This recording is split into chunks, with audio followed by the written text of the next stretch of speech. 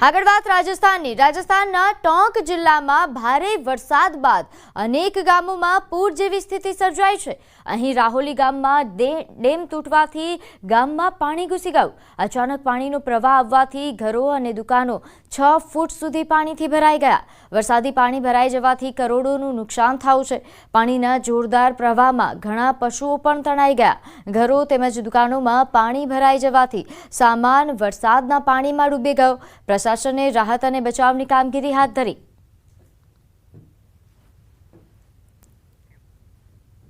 તો સવાઈ માધોપુર જિલ્લામાં પણ છેલ્લા 3 દિવસમાં ભારે વરસાદના કારણે જિલ્લાના ગામડાઓ પાણીથી ભરાઈ ગયા છે। લગભગ 1.5 ડઝન ગામો પૂરની ઝપેટમાં છે। ખાસ કરીને સુરવાલ ડેમ ઓવરફ્લો થવાના કારણે ડેમના નીચલા વિસ્તારમાં આવેલા આખા ગામડાઓ પાણીથી ભરાઈ ગયા। વિસ્તારમાં પાણીનો ભરાવો એટલો છે કે ગામ હોય, ઘર હોય, રસ્તા હોય કે ખેતરો બધે જ પાણી દેખાય છે। જિલ્લામાં ભારે વરસાદના કારણે 1.5 ડઝનથી વધુ ગામોની હાલત ખરાબ છે અને આખું ગામ પૂરથી ખરાબ રીતે પ્રભાવિત થયું છે।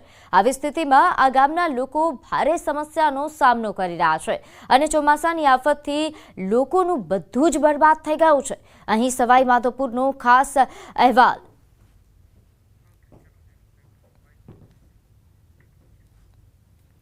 તો ટોંક જિલ્લામાં 2 દિવસથી પડી રહેલા ભારે વરસાદના કારણે બનાસ નદીનો પ્રવાહ ઝડપી બન્યો છે।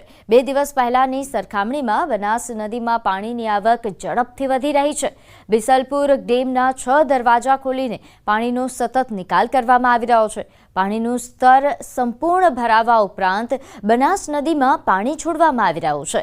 બિસલપુર ડેમના 6 દરવાજામાંથી 30,000 ક્યુસેક પાણીનો નિકાલ કરવામાં આવી રહ્યો છે।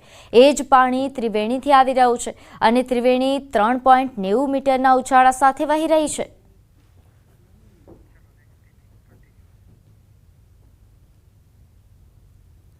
તો ઝારખંડના ચતરા જિલ્લામાં સતત વરસાદે ભયાનક પરિસ્થિતિ સર્જી।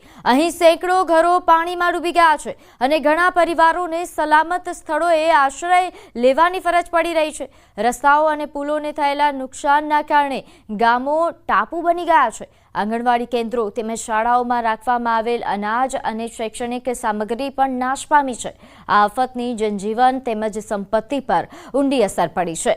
નદીના જોરદાર પ્રવાહમાં એક વૃદ્ધ दंपति पण तणाव। जेपीसी में भी